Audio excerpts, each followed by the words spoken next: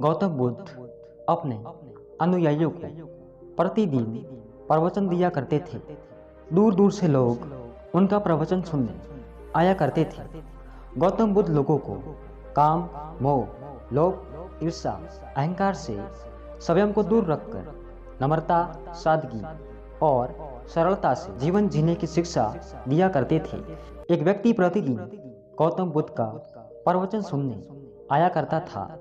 वो बड़े ध्यान पूर्वक बुद्ध के कहे हर शब्दों को सुना करता और प्रवचन समाप्त होने पर लौट जाता।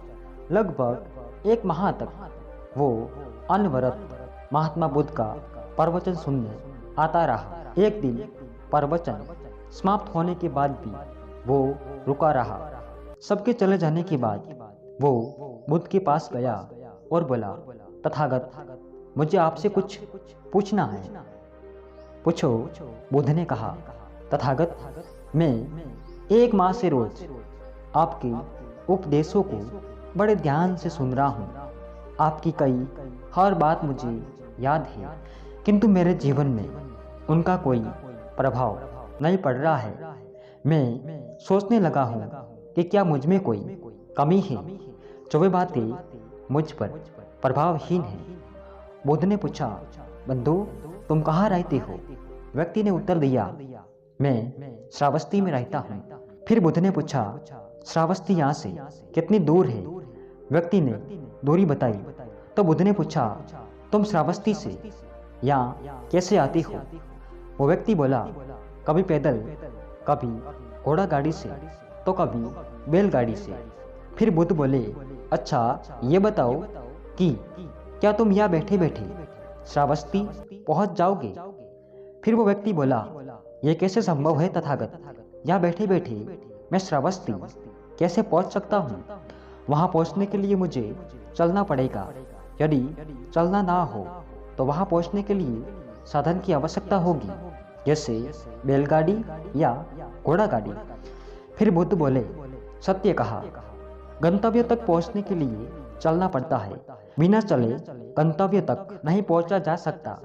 उसी प्रकार अच्छी बातों को जीवन में उतारने के लिए उन पर चलना पड़ता है।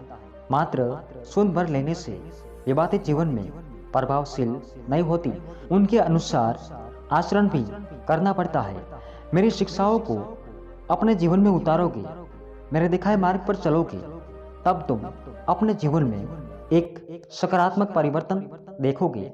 व्यक्ति को बुद्ध की बातें समझ में आ गई। उसने निश्चय किया कि अब वो बुद्ध की बातों का अनुसरण करेगा, उनके दिखाए मार्ग पर चलेगा और अपना जीवन बेहतर बनाएगा। दोस्तों, इस कहानी से हमें ये शिक्षा मिलती है कि दिन भर में हम अच्छी बुरी कितनी ही बातें सुनते हैं। कुछ बातों को हम सुनकर अनसुना कर देते हैं।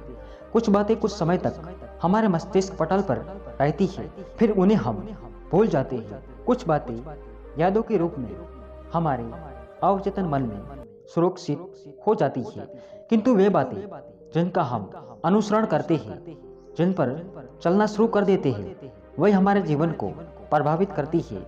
वे धीरे धीरे हमारी आदतों में डल जाती है और अतः हमारे स्वभाव में सम्मिलित होकर हमारे व्यक्तित्व का अंग बन जाती है।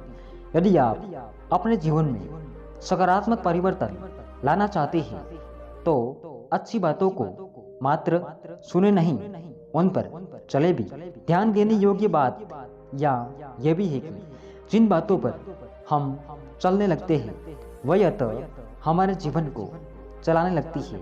अपने जीवन को श्रेष्ठकर बनाना चाहते हैं तो किसी भी बात को जीवन में उतारने से पहले बुद्धि रूपी तराजू में अवश्य तोले और उन्हीं बातों को अपने जीवन में उतारे जो आपके जीवन में सकारात्मक परिवर्तन लाए और आपके जीवन को बेहतर बनाए। दोस्तों, आपको ये कहानी कैसी लगी हमें कमेंट करके अवश्य बताएं।